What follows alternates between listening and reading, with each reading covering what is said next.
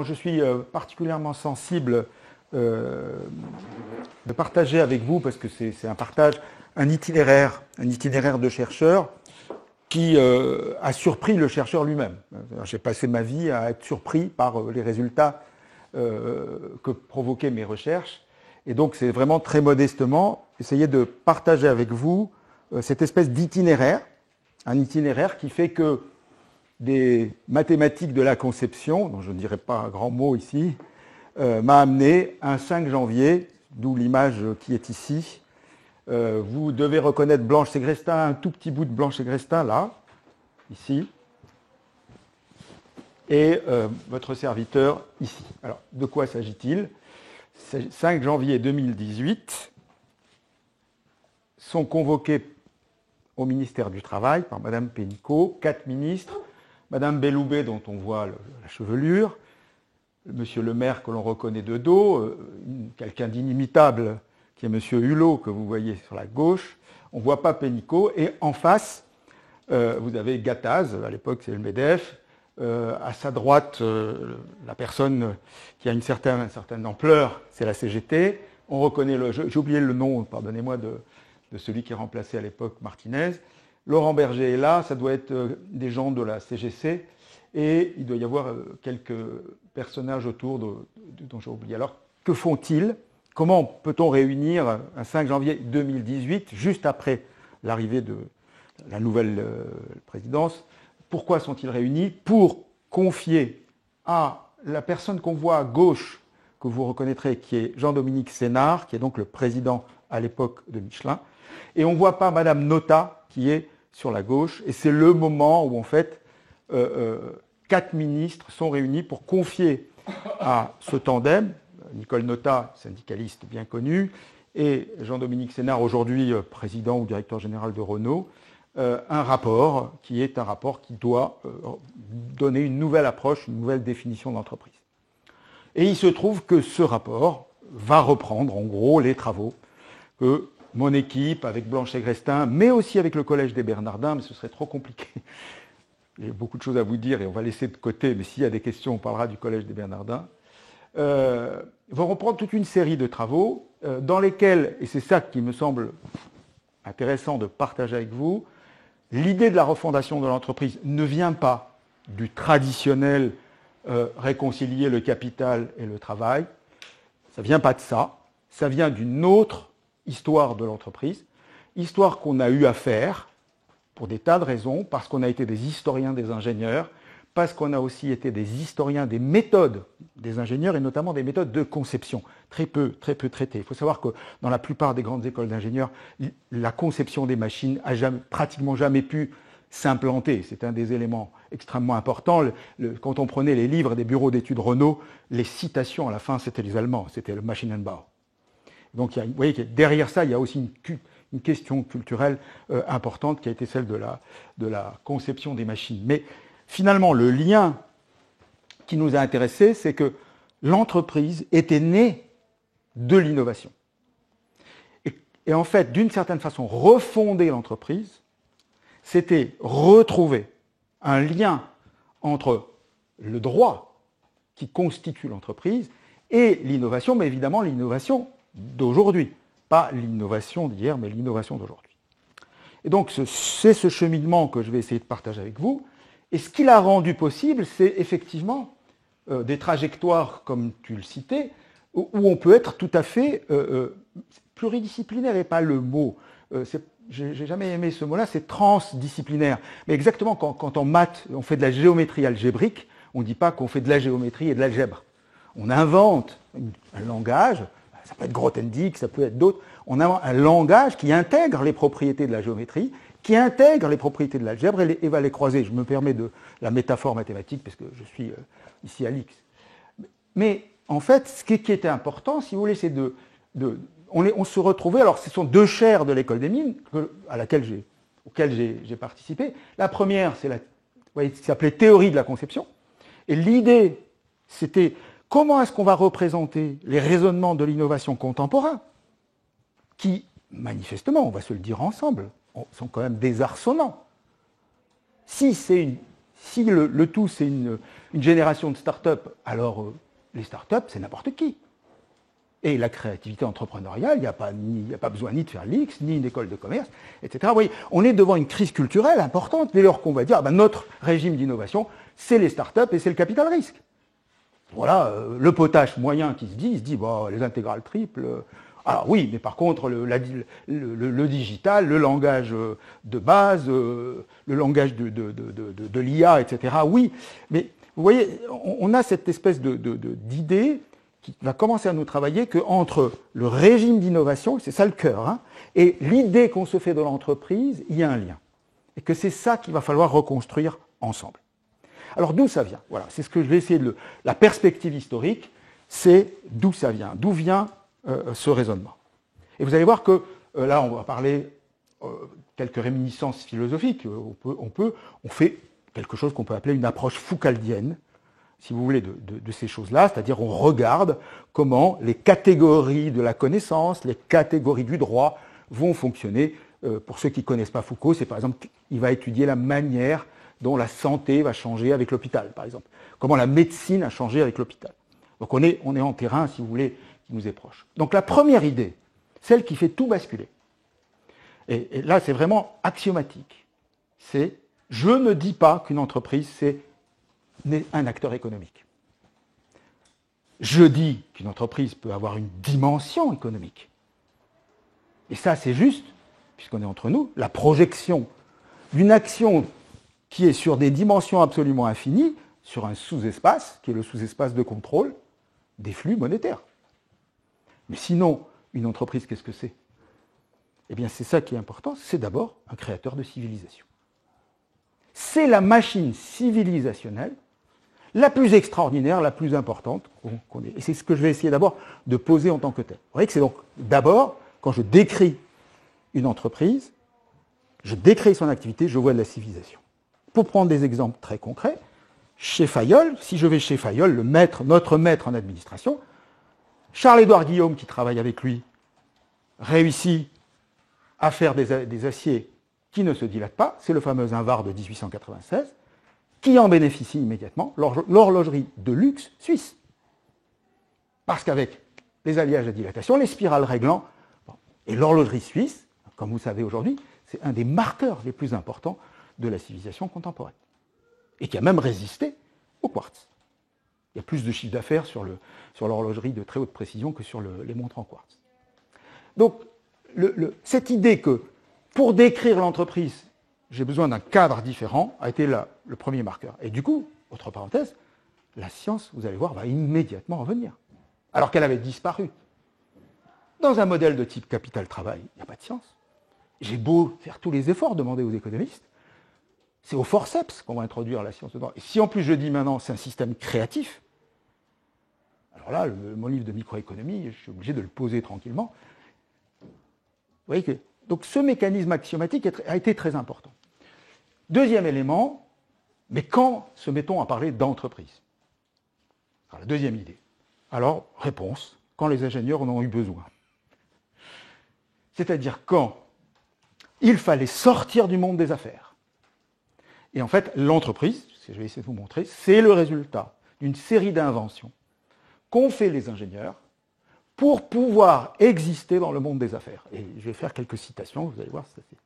Et du coup, c'est une invention très récente, et donc très rare, et donc très spécifique, qui est apparue sur une période de temps courte. Et donc, on a eu du mal à comprendre. Et c'est pour ça aussi que le droit, j'espère ne surprendre personne, n'a jamais su ce que c'est que l'entreprise et ne cherche pas à le savoir.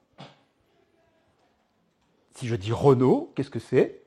La question c'est, en termes de droit des sociétés, c'est 250, et en termes de droit du travail, c'est 80 000 contrats individuels et une convention collective. Mais Renault, quand nous parlons de Renault, axiomatiquement, il n'y a pas. Ok? Troisième point, si on accepte ces prémices, à ce moment-là, on est face à deux refondations. C'est-à-dire que le monde contemporain va nous obliger à deux refondations. Une première refondation sur l'innovation, et donc là, il va falloir qu'on se mette face à des raisonnements qu'on n'a pas appris. Alors qu'on n'a pas appris, je dis tout de suite, qu'on n'a pas appris, sauf en maths. Sauf en maths. Mais comme les maths ne sont pas décrites comme ça, eh ben on n'y est pas préparé. C'est les raisonnements créatifs. C'est-à-dire, si je suis dans un monde où le régime d'innovation, ce n'est pas une science appliquée, c'est un concept qui cherche ces sciences, c'est un concept créatif qui cherche ces sciences, qui crée même les sciences dont il a besoin pour fonctionner, alors j'ai un autre régime de la pensée, et cet autre régime de la pensée, c'est ce qu'on appelait la conception innovante. Donc, première refondation, et ça c'est déflagrant, parce que là, du coup, ça fait 20 ans qu'on refait la R&D, la R&D de Thalès. Je suis plus connu sur la théorie CK que la société à mission, hein, dans le monde entier. Vous voyez, mais ce point est très important. Il nous faut refonder l'innovation, la redéfinir. Ça ne veut pas dire que les autres innovations sont... Il n'y a pas de moratoire, ça s'accumule, si vous voulez. Et le deuxième voie de refondation, c'est le droit. Le droit qui ignorait l'entreprise ne peut plus l'ignorer, parce que si l'entreprise est une puissance civilisationnelle, si elle est le lieu précisément où se fait cette création qui n'est pas une application de la science, mais la transformation des concepts novateurs en science, si on inverse, alors il nous faut un droit qui accompagne ça. Et en plus, qui colle avec les enjeux contemporains. Voilà. Et puis, puisqu'on est né, on veut réfléchir au fondement, ça nous a amené à faire des recherches sur la Bene Gesta, sur Guerrere, qui avait disparu en Occident. Alors, si vous vous intéressez à l'histoire de l'Église, vous saurez qu'il y a des Gesta Episcoporum, des Gesta Abbatium, que le Liber Pontificum parle de Gesta tout le temps. Et bien pourtant, la Gesta avait disparu. Ce qui fait que je ne pouvais plus dire une entreprise doit être bien gérée, ça veut rien. On me disait non, une entreprise doit maximiser son EBITDA, Donc la bonne gestion avait disparu du langage, donc il faut la refonder. Voilà le programme, n'hésitez pas à m'interrompre, je suis là pour partager. J'ai écrit suffisamment de livres que vous pourrez consulter. Les échanges m'intéressent encore plus que l'exposé. Donc, l'entreprise est une puissance civilisationnelle. Quand on réunit des gens pour raconter l'histoire de la France, et des gens de très très bien, Maurice Lévy-Le-Boyer, qui est des grands historiens français, Jean-Claude Casanova, le livre, spontanément, le livre s'appelle « Entre l'État et le marché ». Voilà, c'est simple. Notre histoire, c'est l'État et le marché. L'État, on voit à peu près, on élit des gens. Quant au marché, c'est bien connu, c'est les forces naturelles. Voilà, cette espèce d'écosystème naturel qui crée tout seul, se régule tout seul, invente tout seul, etc. Et si vous regardez cet effet-là, vous verrez que dans toute la narrativité, ce qu'on appelle narrativité, c'est la manière de parler, l'acteur entreprise, on lui refuse le statut de faiseur d'histoire. On lui refuse d'être le sujet de l'histoire. C'est plus possible aujourd'hui, ça ne tient plus. Steve Jobs a pesé plus sur l'histoire de la civilisation que pratiquement aucun être de l'histoire. Mais c'était déjà vrai d'Edison, dont je vais vous parler. C'était déjà vrai de tant de gens. Et pourtant, on continue à raconter, on a une espèce de métaphysique, si vous voulez, soit de l'État et du marché, soit des intérêts particuliers, des intérêts généraux, soit du public, soit du privé, qui nous fait perdre tout simplement ce qui s'est historiquement passé. Alors, je m'amuse toujours à dire, vous savez qu'en France, il y a beaucoup de boulevards Jean Mermoz. Mais d'accord. Bon, je ne sais pas pour quelqu'un qui a 20 ans ce qui est Jean Mermoz, il paraît qu'il ne faut plus rêver de voler, mais bon, Jean Mermoz, statut salarié d'une entreprise, la TECOR, qui va créer une filiale qui s'appelle l'Aéropostale. Bon, alors, voilà. Jean Mermoz, c'est juste du travail qui a accompagné la création de profits de M. Latécoère. D'abord, les profits de M. Latécoère étaient assez petits. Quant à Jean Mermoz, quand il amène un bouquet de jonquilles à Madame la maréchale Lyautey, il fait le Paris-Rabat en 24 heures. Si vous pensez qu'il le fait pour le profit de Latécoère, vous avez le droit. Il y a du profit de Latécoère derrière. Mais c'est absurde de penser que Mermoz a pris des risques pour ça. Donc, il nous manque une histoire culturelle, il manque une histoire civilisationnelle, et c'est là qu'on ne peut pas. Si on fait une histoire civilisationnelle, les entreprises reviennent. On est ravis d'avoir un grand luxe en France. En plus, ça fait pas mal de chiffre d'affaires et beaucoup de bénéfices. Et ça a des marges à faire rêver tous les ingénieurs de la planète. Bon. C'est quoi ? C'est de la civilisation. Et c'est de la civilisation qui fait de la technique. C'est-à-dire, qui fait même de la science. C'est-à-dire que quand on a un concept du luxe, on va aller chercher à tirer les sciences qui vont avec. Alors, évidemment, bien pourquoi la raison profonde pour laquelle nous n'associons pas entreprise et civilisation, elle est historique, on peut tracer cela, c'est que ça arrive tard, l'entreprise. Voilà. C'est un phénomène très tardif. En gros, ça va se constituer pratiquement au début des années 1900-1910, je vais vous montrer quelques courbes, et ça se consolide dans les années 30. C'est-à-dire quand le groupe X-Crise se réunit, 34, ça doit être 34, en gros, c'est même pas encore acquis. On en est encore dans un langage de la grande industrie. Mais il n'y a pas encore l'entrepreneurialité, c'est-à-dire Citroën n'est pas encore bien capturé, si vous voulez. Michelin non plus. Enfin, on est encore dans l'idée de grande industrie qui nous renvoie à des activités normées, bien décrites, stables, et puis qui sont en gros dans l'espace de base. Donc, raison pour laquelle nous n'avons pas placé la question de l'entreprise dans un cadre civilisationnel, c'est récent. L'épistémée est troublante. Nous ne savons pas parler facilement de l'entreprise. Entre effectivement les profits, mais aussi les idées géniales, mais aussi les coups tordus, mais aussi les risques, mais aussi la capacité à inventer des univers qui n'existent pas tant qu'on n'est pas là, on a du mal à en parler. Et enfin, évidemment, ça produit pas seulement, ce n'est pas seulement un groupe de moyens. Quelle erreur! L'entreprise ne serait que des moyens pour le profit, mais ça invente des finalités, l'entreprise. C'est même une des machines qui invente les finalités sociales. L'esthétique, c'est quand même l'entreprise qui les produit. Les mœurs, la vie à la maison, la manière dont on se douche. Donc en fait, l'entreprise est la machine à créer des finalités dans la modernité. Alors ça fait beaucoup tout ça. Et c'est la raison pour laquelle il y a une crise. Et c'est la raison pour laquelle, cette fameuse 5 janvier, tout le monde était d'accord pour dire qu'il y a une crise du rapport entreprise-société. Et surtout, il y a une crise du discours, de la narrativité, de la manière d'en parler. C'est-à-dire, on a un mal fou à le dire. Prenez par exemple la question de la souveraineté des entreprises. Regardez. Si je prends un langage standard économique, ça n'a aucun sens. Aucun. C'est pas la peine de se fatiguer. Donc, vous voyez. Alors, si je dis, non, mais le luxe, par exemple, c'est important, on est...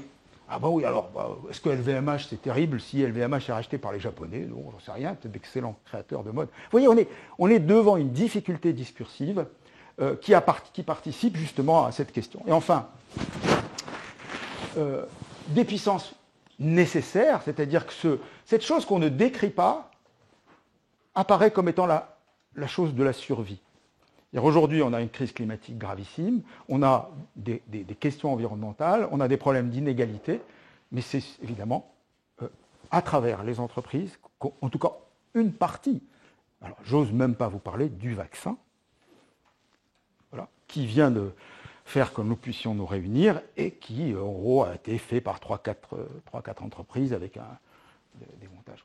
Alors, cette idée-là, donc, si ce n'est pas une puissance économique. Alors ici, vous avez l'ordre du jour, je ne sais pas si vous connaissez ce petit roman très court d'Éric Viard. Donc voilà l'entreprise telle qu'on se la représente, un grand capitaliste en haute forme. Alors en fait, pas du tout, c'est qu'ils sont convoqués par Hitler, parce que Hitler, il sait que voilà, sans entreprise, il ne pourra rien faire, et que s'il veut des armes nouvelles, s'il veut des autoroutes nouvelles, il faut... Et en fait, l'ordre du jour, c'est, on va dire, la mise au pas des grandes entreprises allemandes par le pouvoir hitlérien.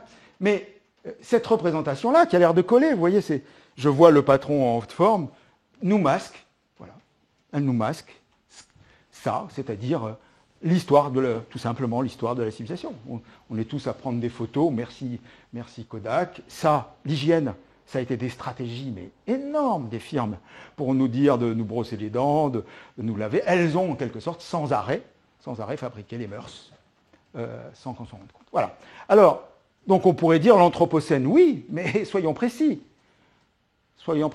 C'est plutôt un anthropocène avec entreprise. Parce que ce n'est pas l'humain tout seul avec ses petites mains qui a été capable de produire une telle dérèglement climatique. Donc si on veut travailler sur l'anthropocène, alors au moins désignons l'acteur principal, les États bien sûr, mais aussi la machine à créer, c'est-à-dire les entreprises. Voilà. Alors, un petit détour historique quand même. Comment ça se fait que ça s'est passé en Occident? Voilà. Et pourquoi l'entreprise, c'est si tard? Par exemple, en 1855, vous voyez, milieu du 19e. Excusez-moi, je sais beaucoup d'histoire, donc je cite des dates comme ça. Il y a un manuel des affaires, Courcelles-Sonneuil, qui est un financier, qui est invité un peu partout dans le monde. Il fait un manuel des affaires. Et c'est très, très amusant, parce qu'il fait un manuel des affaires qui est une espèce de cours d'économie politique aux fabricants, comme il dit. Aux fabricants et aux négociants. Vous voyez, il y a des fabricants, il y a des négociants, et puis on va leur expliquer quand même que tout ça a un sens. C'est 1855. En 1860, 4 personnes utilisent la nouvelle formule chimique des colorants, l'aniline. Le patron chimiste s'appelle Brüning, et il crée une toute petite, on dirait aujourd'hui start-up, près de Francfort, et qui s'appelle Hoechst. Vous voyez le décalage pendant qu'on fait la théorie du manuel des affaires, où un sémillant banquier économiste explique ce que c'est que fabriquer et négocier. D'ailleurs, il dit, c'est surprenant, fabriquer, entre nous, c'est compliqué, il y a trop de risques, etc.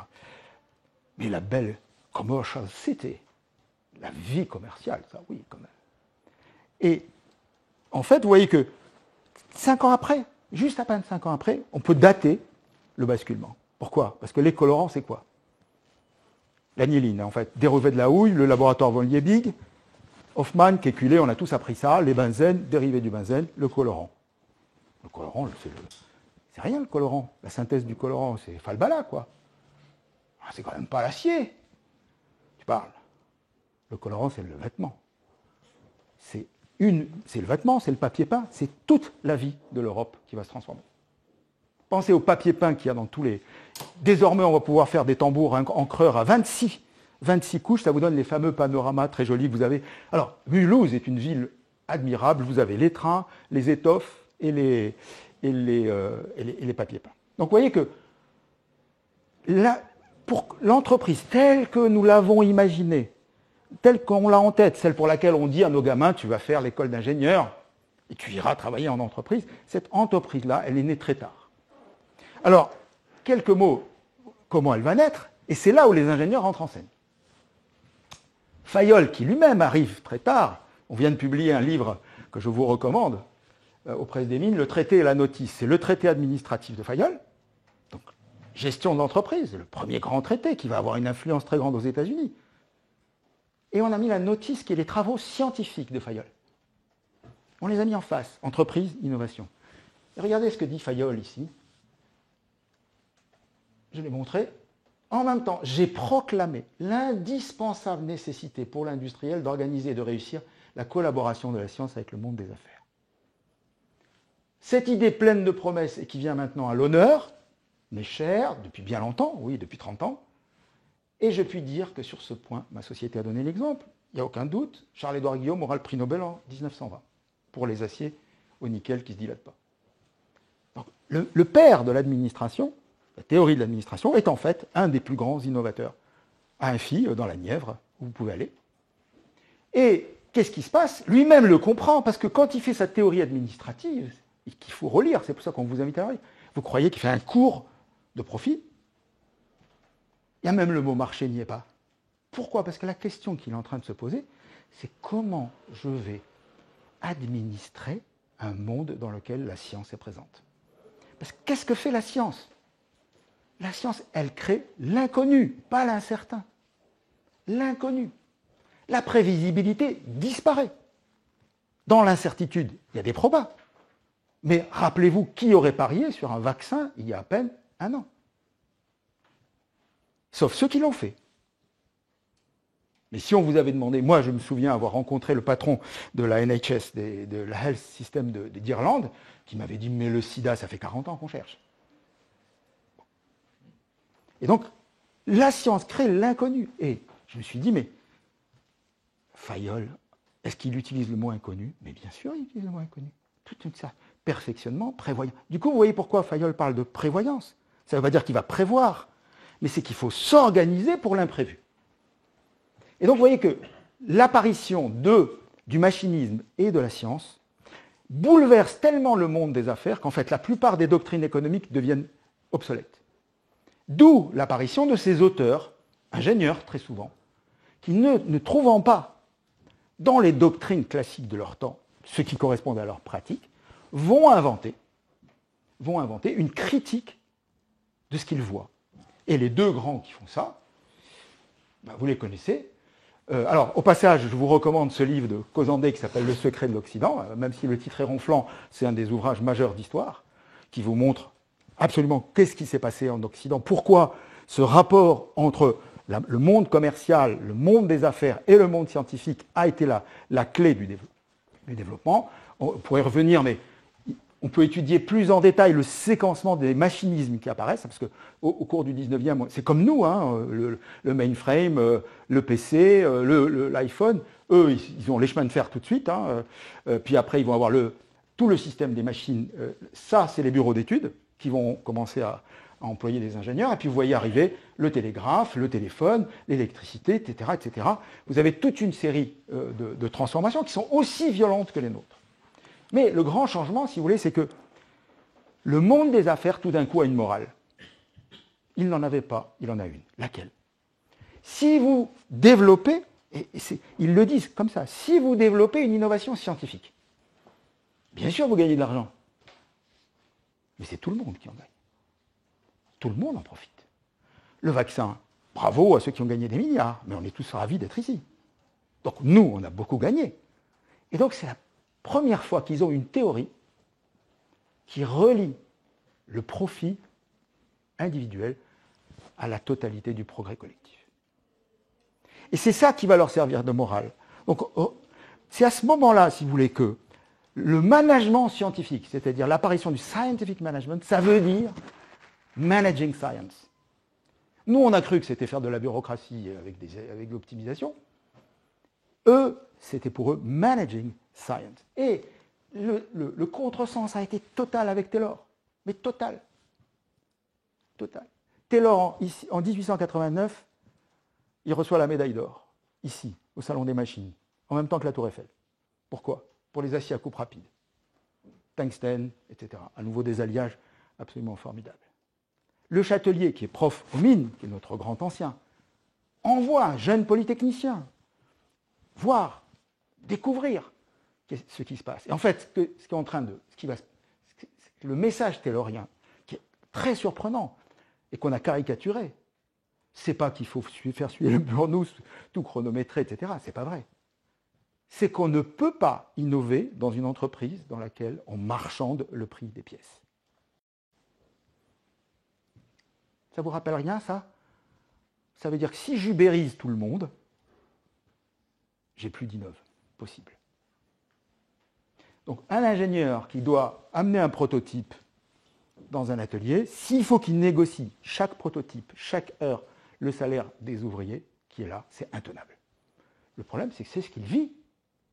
Et si vous en doutez, lisez Simone Veil, qui raconte comment chez Renault, elle est au salaire aux pièces. Donc la thèse taylorienne, qui va venir en complément de Fayol, puisque Fayol cite Taylor, les deux thèses sont, on est dans un monde nouveau, dans lequel on a besoin, quoi? On a besoin d'une rationalité scientifique, parce que c'est la morale. Sinon, c'est le monde des affaires. Sinon, c'est le monde des affaires. C'est pas gênant, le monde des affaires, sauf que ça n'innove pas. Ça n'amène pas de science. Ça ne crée pas de science. C'est beaucoup trop risqué, l'inconnu. D'ailleurs, un grand économiste, Knight, il se demande même comment c'est possible, ce truc-là, parce que quels calculs ils font? Quand Charles-Édouard Guillaume vient voir Fayol et lui dit « Je voudrais des protos de fer-nickel entre 30, 35, 36, 37%. » C'est dur quand même de faire des protos fer-nickel, c'est pas rien, il faut une usine, il ne peut pas les faire à Genève dans son atelier. Vous croyez qu'il lui a dit « Fais-moi un business plan ?» Non. En fait, il n'a pas besoin de ça. Ce qu'il sait, c'est qu'il est dans un monde imprévisible. Dans un monde imprévisible, les stratégies de l'inconnu sont les stratégies de la survie. Mais oui, puisque par définition, c'est de l'inconnu, donc du non prédictible, que vont venir les nouvelles sources de déploiement et de rente. Alors, vous voyez, tout ça nous amène en fait à nous rendre compte que l'invention de l'entreprise, c'est ça. C'est un monde dans lequel, qui ne sort absolument pas du monde des affaires, c'est une mutation intellectuelle et conceptuelle qui a été produite par des ingénieurs, le plus souvent salariés, pas fondateurs, ce n'est pas les fondateurs, je pourrais vous dire pourquoi les fondateurs ne font pas ce travail-là, mais qui vont progressivement provoquer non seulement une représentation culturelle différente, mais surtout qu'ils vont obtenir l'adhésion de tout le monde. Dans les années 30, regardez cette image. Ça, c'est le garment, c'est Clothes and Garment, vêtements. C'est le syndicat des vêtements. Dans les années 30, il publie ce texte, et regardez ce qu'il dit. Il dit, The Amalgamated Leader, etc. In those who decade, the union membership had risen from 30 000, donc le syndicalisme s'est développé aux États-Unis, et the work week has considerably decreased, et puis, and the sweet shop, c'était ça l'ancienne usine, l'atelier, le sweet shop, c'est là où on transpire, the sweet shop had been replaced by sanitary, bright, air-filled factory. C'est exactement le programme des Tayloriens de l'époque, l'hygiène, l'organisation du travail qui permet d'aérer, de créer un ensemble d'éléments. Je ne veux pas dire, encore une fois, je ne suis pas en train de dire que les ouvriers ne sont pas dans une situation de domination. C'est pas ça qui m'intéresse. Ce qui m'intéresse, c'est qu'on a une théorie nouvelle du collectif qui apparaît, qui va faire que désormais le marchandage n'est plus la référence possible, de la même manière que Fayol nous dira, quand on m'a recruté, j'ai rencontré les actionnaires et je leur ai dit, je n'ai à vous promettre qu'une pension de père de famille. Ils auraient pu ne pas accepter. Mais ils ont eu raison de se dire qu'avec Fayol, ils allaient avoir des succès beaucoup plus intéressants. Et sachez que le fameux Invar et l'Invar de 1896, il y a eu des calculs qui ont été faits bien longtemps après, donc ils peuvent être douteux. Mais en gros, c'est exactement le modèle actuel. C'est-à-dire les aciers absolument imprévisibles qui sont sortis de ça ont rapporté beaucoup plus de profit que les aciers normaux. On retrouve le bénéfice de l'innovation standard parce que les gens, les horlogers du luxe suisse étaient prêts à payer le gramme de spirale réglant à des prix défiant toute concurrence. Et c'est toujours vrai, l'Invar reste toujours une référence de dilatation. Donc, et pour à nouveau dire à quel point l'apparition de la science, des principes d'organisation du travail, etc., modifie la représentation des affaires, c'est qu'on va jusqu'au bout, et il y a quelqu'un qui invente la société à mission bien avant moi. Mais ce n'est pas un hasard. C'est Otto Abbe, qui est directeur général de Zeiss. Et Zeiss, il fait sa constitution, qui est citée dans tous les travaux aujourd'hui sur la société à mission. Regardez. Alors c'est très gros comme bouquin, hein. Aujourd'hui la mission c'est une page. Quel est le premier point? Zeiss doit cultivate the branches of precise technical industry. Voilà, c'est ça. Et le deuxième, permanent solicitude for the economic security of the workers. Vous retrouvez la science, parce que la science c'est la morale. La morale au sens où c'est ça qui relie l'intérêt particulier et l'intérêt général. Et le deuxième, c'est les composants. Donc, comme cette théorie, on a pu la valider, etc., effet culturel, le terme d'entreprise, de la façon dont nous l'utilisons, c'est-à-dire un chef d'entreprise compétent, un métier riche, demandant des activités précises, du travail organisé, participatif, parce qu'il faut apprendre le métier de l'entreprise, on n'arrive pas avec ses pinceaux. Hein, c'est pas Uber. Le débat sur Uber est, à mon avis, typique de la perte de la notion d'entreprise et sur laquelle on est en train de revenir. Et regardez, voilà. Vous voyez, ça c'est le mot d'entreprise. Tout le long du 19e, ça commence à partir de 1880. Et il faut attendre les années 30, l'éducation du chef d'entreprise. L'expression chef d'entreprise n'apparaît que dans la loi sur les accidents du travail. Elle apparaît par le droit du travail, par le droit des sociétés. Il n'y a pas de chef d'entreprise dans une société. Pourquoi? Parce que ce n'est qu'un commis, ce n'est qu'un mandataire. Pour les actionnaires, c'est un commis. Voilà. Point à la ligne. D'ailleurs, il est destituable ad notam. Point. Donc de qui est-il le chef? Personne. Le chef d'entreprise, c'est via le droit du travail. Marrant, hein? Vous êtes surpris, hein? Ah ben oui, C'est-à-dire qu'en fait, ce qui s'est passé, c'est un objet culturel. C'est-à-dire nous avons fabriqué un objet culturel, c'est ce que Foucault appelle une épistémé, de l'entreprise, qui est l'entreprise dont nous pensons qu'elle est bien l'enfant de la rationalité, de la science, du travail organisé, etc., que je partage avec vous. Donc je ne suis pas là, au contraire, si je fais tout ce travail-là, c'est pour bien marquer que c'est une invention récente. Et dans des pays en voie de développement, elle est très dure à installer. Parce qu'on n'a pas les prémices. On n'a pas tous les prémices de cela. Alors, voilà pour la partie historique. Retenez que ce qui fait la culture, dans la culture, l'apparition du phénomène entreprise, c'est une nouvelle autorité de gestion, compétente. Sinon, il n'y a pas besoin. Il n'y a pas besoin. Tout le monde peut créer des entreprises et les faire. Il n'y a aucune raison. Dans le monde des affaires, il n'y avait pas d'autorité. Qu'est-ce que ça voulait dire, une autorité dans le monde des affaires? Il n'y en a pas. Business or not business, stop. Comment vous voulez construire une autorité dans le monde des affaires? Un arbitre, peut-être. Ou alors c'est le vote par le pourcentage, si vous voulez. Bon. Deuxième, un espace de travail organisé, ça veut dire qu'un lieu qui n'est pas un lieu de marchandage. S'il faut que je négocie mon salaire toutes les heures, voilà. Bon, inutile de me demander d'apprendre un process technique long comme un Plutarque, ou de me former pendant 6 mois. Pourquoi vous voulez que je me forme pendant 6 mois? Je vous regarde et je vous dis 6 mois pour apprendre votre métier, mais vous serez là, vous, encore dans 6 mois? Donc j'ai même intérêt à me désolidariser de vous et à inventer un métier indépendant de vous. Par exemple, indépendant du rapport de salariat. Voilà, alors cette partie-là, si vous voulez, est importante. Pourquoi? Parce que si on ne la comprend pas, on ne comprend pas ce qui va se passer après. Et là, c'est là où on rentre dans les 2 refondations sur lesquelles j'ai travaillé.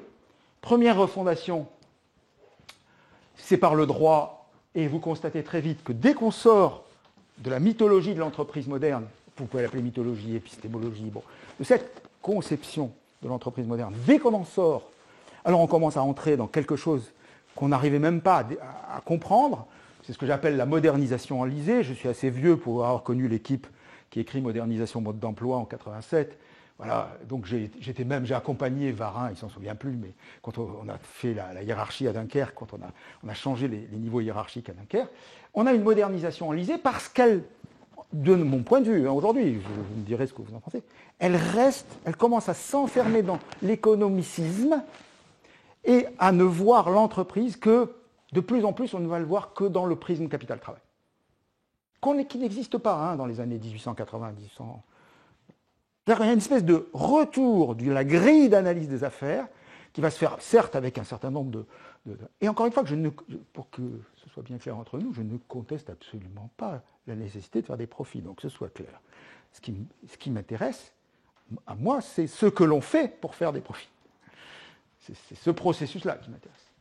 Et donc, vous avez la modélisation qui s'enlise, et elle s'enlise tellement que, je vous l'avoue, j'avais l'âge des jeunes de cette salle, quand est sorti Ribot, je n'ai pas vu, je le regrette aujourd'hui, je ne vois pas le rapport qui est en train d'apparaître aux États-Unis, je n'ai pas vu le Round Table basculer complètement. Le Round Table, vous voyez ce que c'est? Alors, le Round Table, il n'y a pas de MEDEF aux États-Unis, il y a des espèces de clubs de patrons. Donc, je vous rassure, en 2000, il y a un an, ils ont déclaré que le purpose, la mission, c'était leur nouvel horizon. Je vous dirai après quelles ont été les réactions.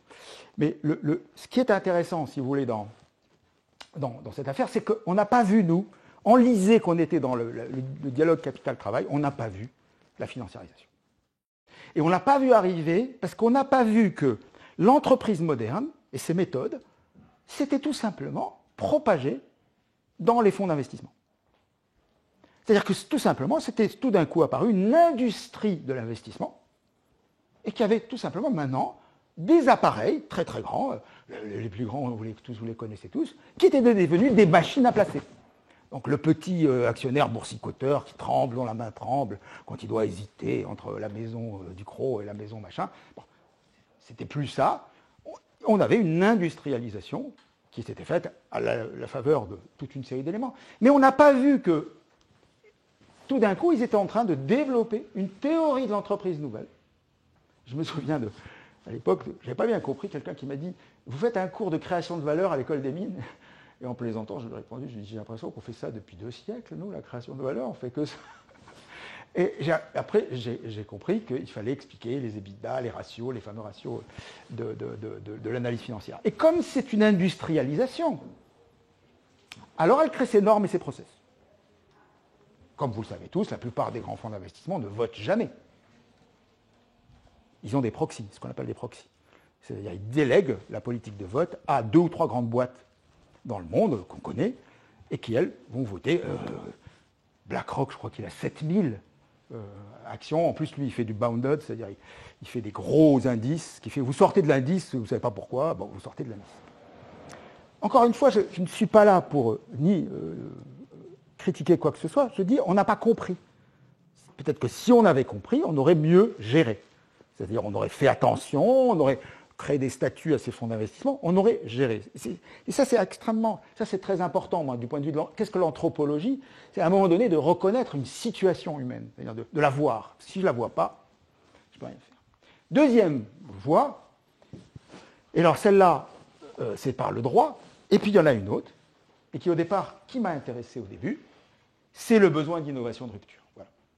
C'est-à-dire, il y avait, à l'école des mines, on a commencé à voir arriver, mais c'est grâce, j'ai oublié de le dire, mais moi, toutes mes recherches ont été financées par l'industrie. Hein.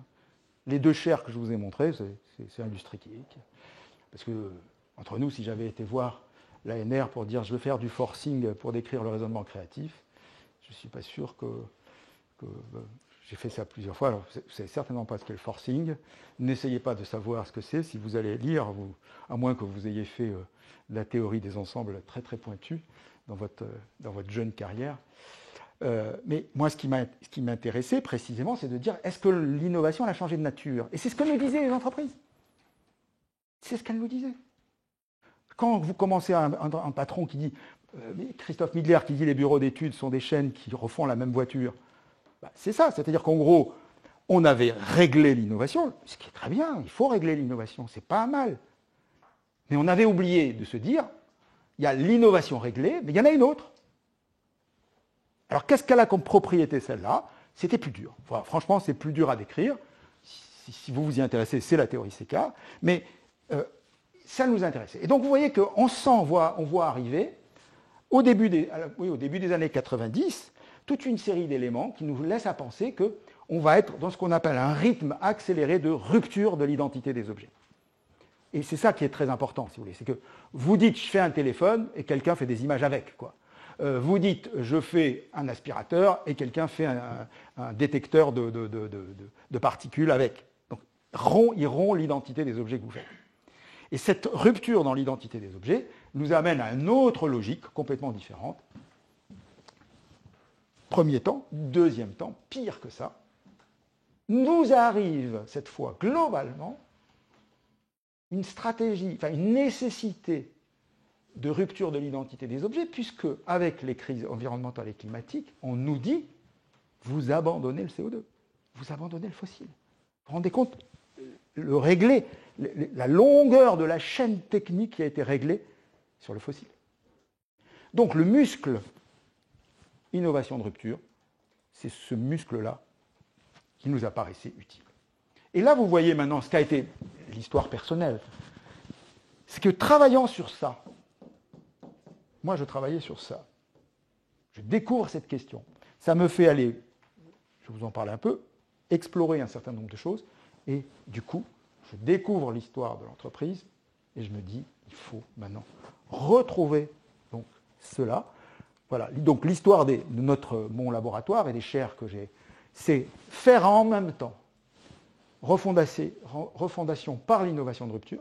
Encore une fois, c'est un moratoire sur rien, on garde tout. C'est simplement un muscle supplémentaire. Donc, si vous avez une R&D classique, vous êtes en danger. Et ça fait 20 ans que Thales, avec qui je travaille, l'a compris. Si vous y visitez le Innovation Lab du Hayan, voilà. Aujourd'hui, ça c'est bien passé. Hein. En tout cas, c'est bien passé. Mais ce qui nous manque, c'est la refondation par le droit pour avoir la responsabilité. Et si on a la responsabilité, alors on aura l'innovation de rupture. Vous voyez cette jonction? C'est ça. En tout cas, c'est mon histoire, cette jonction. C'est-à-dire que si vraiment aujourd'hui les entreprises sont responsabilisées, elles vont inventer. elles vont le faire. Et parce que je n'ai pas d'autre choix. Parce que je ne peux pas, l'État, aussi génial soit-il, à part de mettre des taxes, il ne peut pas grand-chose. Il y a des alternatives aux taxes, mais il ne peut pas grand-chose. Et il mettrait tous les corps techniques de l'État en leur disant « inventez-moi les énergies de demain voilà. Il n'y arriverait pas beaucoup nécessairement. Il ferait de jolies choses quand même.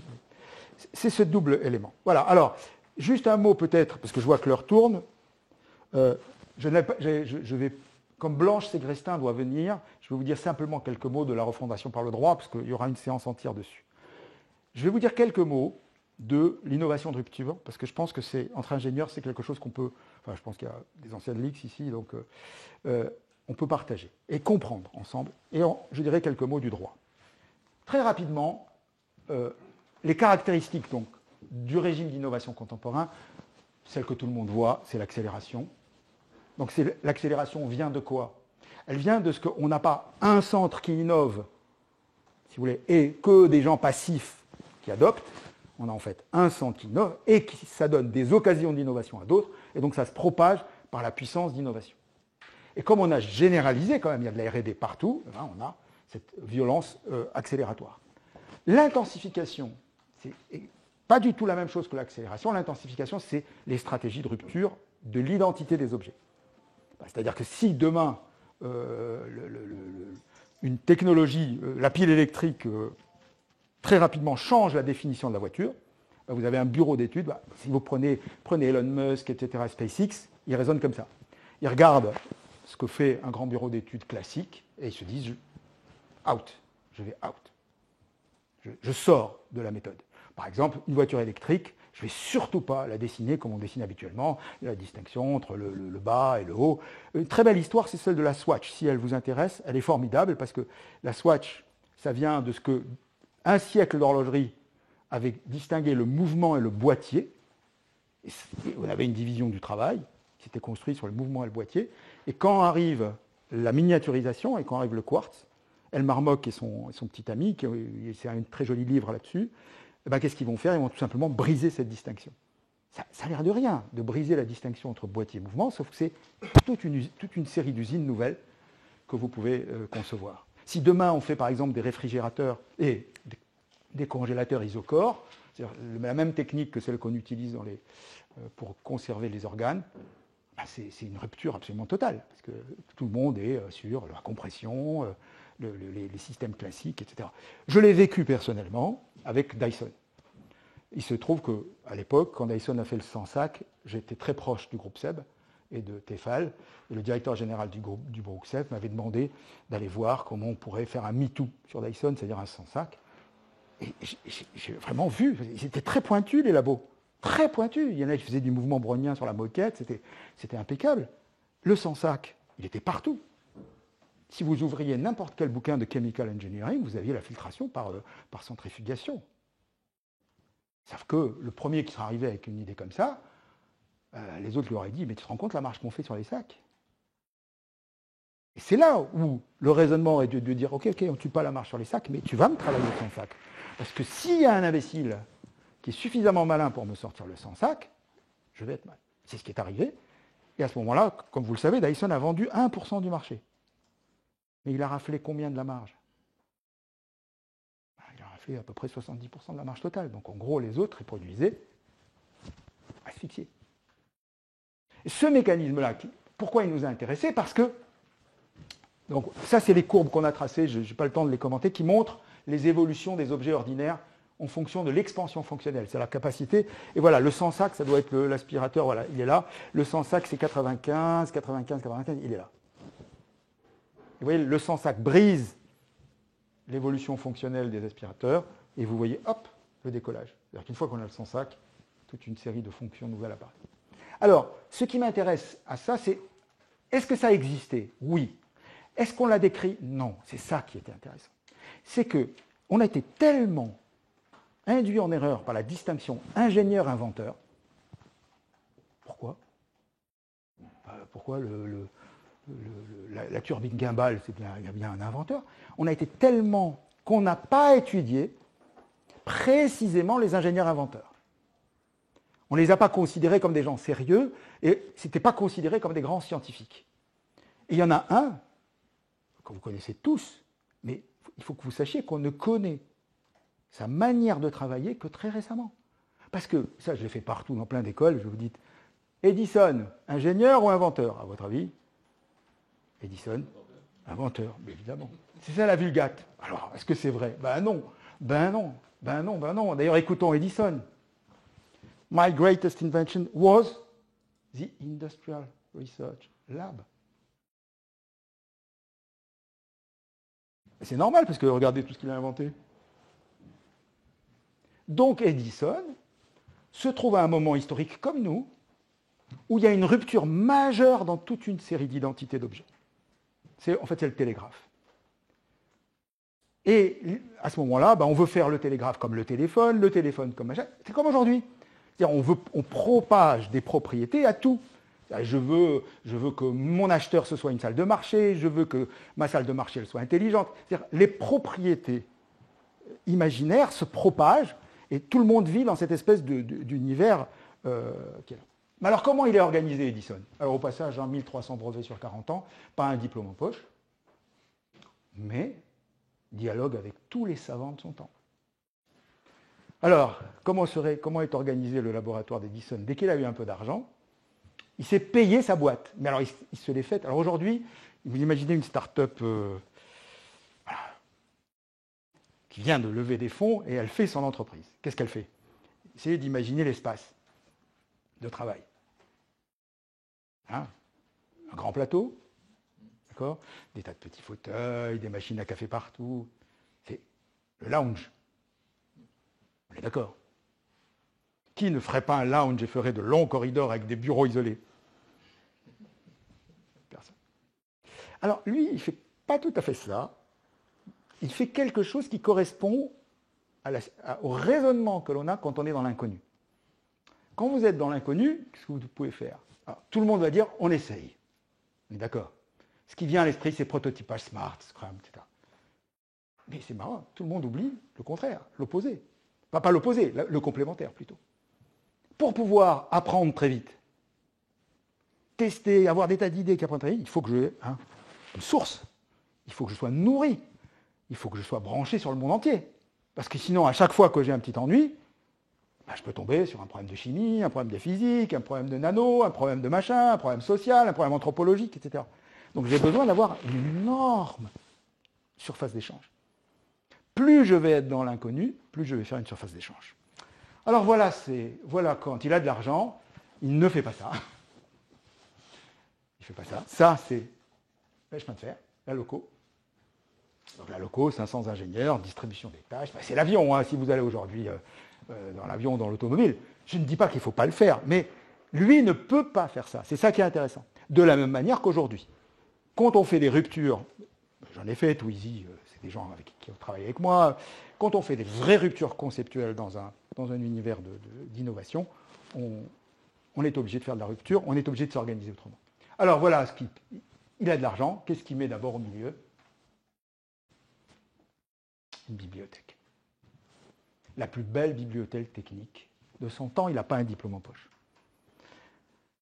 À côté, les ateliers de proto, vous voyez les deux, donc les tentacules sur le monde et l'atelier d'expérimentation. Et comment ils s'organisent? Quand vous regardez l'organigramme, c'est en gros le rêve. Il y a les services d'ingénierie, les fournisseurs, et les rêveries. Amusement phonographe. Voilà, on travaille sur l'amusement phonographe. Le business phonographe, le cylinder record, le disk record, storage battery.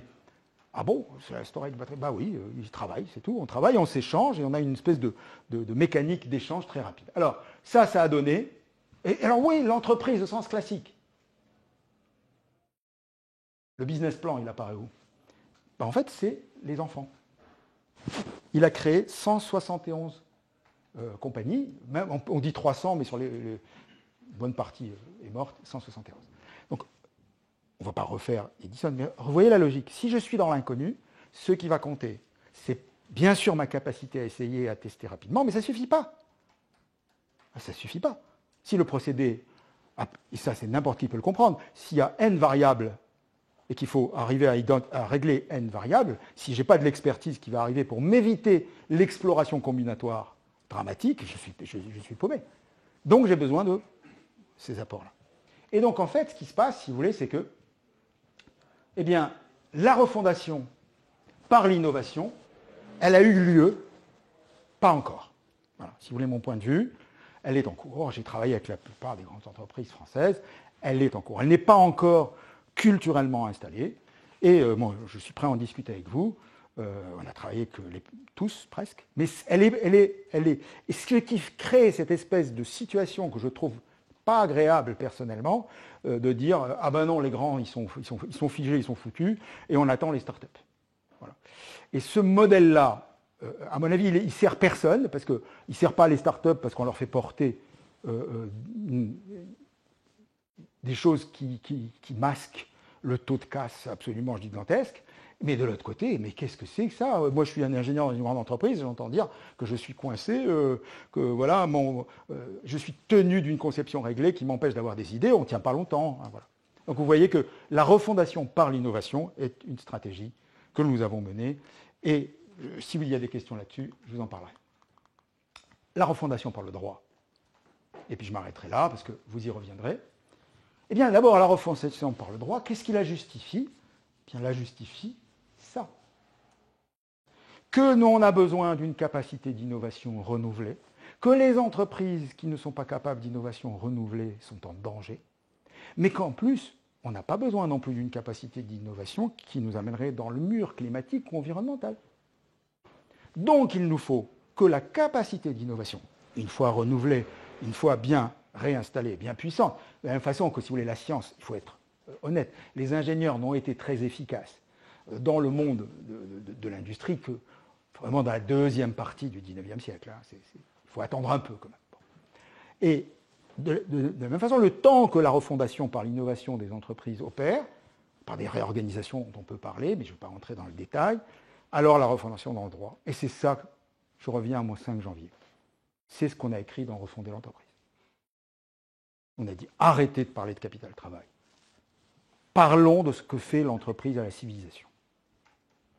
Si vous avez mieux, pour créer de la civilisation, j'insiste, civilisation ça veut dire tout, hein. Je n'ai pas insisté, mais ça veut dire les gender models. Aujourd'hui, quand les féministes, par exemple, nous disent la pub nous a balancé des modèles, c'est vrai. C'est vrai, ben oui, mais la puissance de la pub peut être aujourd'hui renversée. Puisque c'est très puissant. Le discours critique désigne la puissance des entreprises. Vous voyez, c'est ce mécanisme-là. Donc on a besoin de refonder en droit l'entreprise pour que la puissance d'innovation, une fois reconstituée, parce qu'on ne pourra pas tout faire avec des armées de start-up, je veux dire, moi si vous voulez, on ferme tout de suite toutes les grandes entreprises françaises, mais c'est pas tenable. Et parce qu'aussi, il y a des tas de formules, l'intrapreneuriat, on a travaillé avec la Société Générale, on a fait 70 petits pop-up à l'intérieur. Donc, nous ne pouvons pas abandonner la refondation par l'innovation, mais par contre, il faut qu'elle soit alignée. Alignée, cette fois, sur les grands objectifs sociaux et environnementaux, si on veut retrouver une considération. C'est ça, je reviens à mon point de départ. Personne ne nous aurait entendu si on avait dit qu'il faut réconcilier capital-travail. Donc l'entreprise capital-travail, certes, mais moi aussi, je suis fait en os et en chair. Et aucun médecin ne cherche à réconcilier la chair et l'os. Il s'intéresse d'abord à ce que fait l'os et ce que fait la chair. Vous voyez ce que je veux dire? On a une représentation, et c'est ça que je veux partager, c'est là où l'enthousiasme militant apparaît. Un modèle à 2 dimensions, c'est un modèle à 2 dimensions. Il est juste quand les 2 dimensions sont suffisantes. Mais s'il faut 5 dimensions, s'il faut 6 dimensions pour décrire le phénomène, eh bien, il faut 6 dimensions.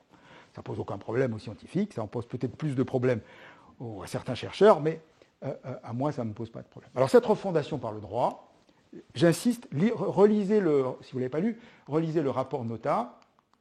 Eh bien, on l'a porté par toute une série de travaux, dont vous voyez un étrange livre, L'entreprise, point aveugle du savoir. Et ce livre-là, c'est un livre académique. On a pris, vous êtes un économiste, qu'est-ce que vous savez? Regardons vos modèles. Vous êtes un sociologue, regardons vos modèles. Vous êtes un anthropologue, regardons vos modèles. Et surtout les juristes. Et maintenant, c'est acquis, même les ministres le disent, l'entreprise n'est pas un objet de droit. La société, oui. Le travail, oui, mais pas l'entreprise. Et du coup, et je m'arrêterai là, la révolution, regardez, pour moi c'est ça la révolution.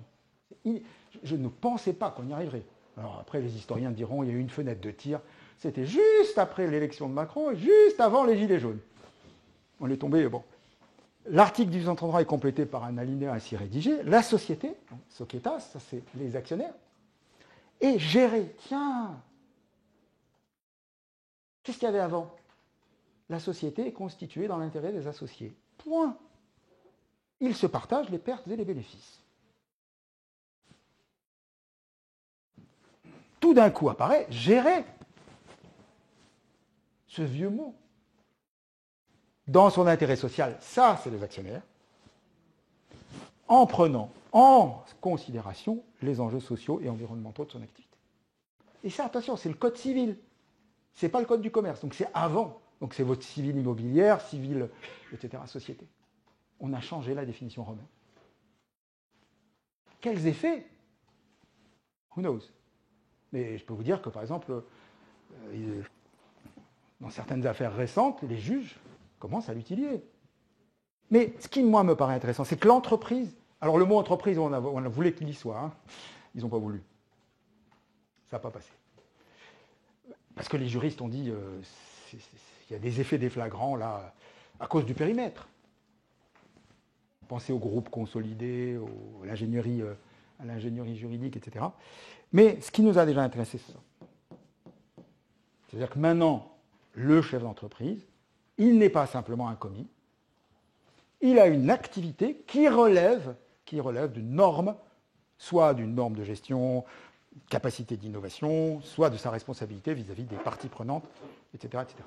Je laisserai Blanche vous parler de raison d'être et de société à mission, parce que c'est évidemment c'est le droit qui vient après, mais par rapport à mon exposé, si vous voulez, je pense que là, vous voyez que se réunissent et les deux, et si maintenant, évidemment, gérer ne peut pas avoir le même sens aujourd'hui qu'il y a 100 ans, il n'a pas le même sens pour Fayol que pour nous, mais il est là.